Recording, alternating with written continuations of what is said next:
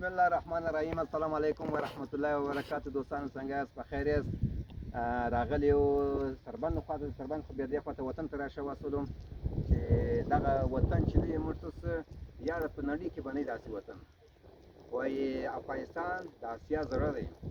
ډېر تاریخي ځایونه د دغه ځای چې وینئ دا د پخوا دلته خښې ورکېدله، دا موږ تاریخي ځایونه دی او داسې زیارتونه هم دلته شته، حاضرې شته، داسې درختې شته چې د څو سوه کاله درخت هم دی.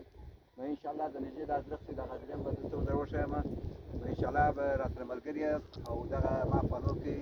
نو دغه هر تاریخي ځایونه انشاءالله دپاره درته ښیم. نو خو زه داسې ځای در ښیم، دا درخت د څو سوه کاله درخت ده. یاره شاید ډېر دوستانو داسې درختې به نه وي لیدلی. نو فکر هغه کوم د خپل وطن خپل وطنوالان په هر ځای کې د هر نړۍ کې اوسېږي، هلته زه ورته دغه کوم. دوستان بزرگان سلام علیکم و رحمت الله و برکاته. خدا کنه که جور صحتمند باشین، کامیابی شما از خداوند متعال میخوایم. دیگه تاریخ 8/10/1404 است، روز شنبه. دیگه آمدیم ما جای تاریخی را و زیارت را تقدیم شما دوستان میکنیم و این وطن به شما نشان میدیم.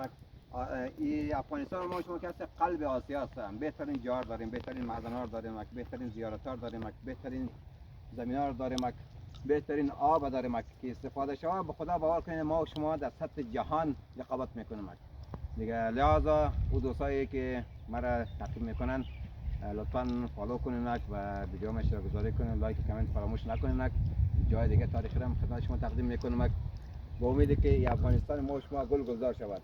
ما دوستان دارم در هر کنج دنیا که به نام یک افغان یک مسلمان باشد در دل ما جا داریم، چرا که ما هدفم فی سبیل الله به خاطر رضای خدا است و در این فصل زمستان که است غریبای خود فراموش نکنین. هر کنج دنیا که هستین دست یکی بگیرین، خدا باور کنید خداوند دست شما در دنیا و در آخرت میگیره.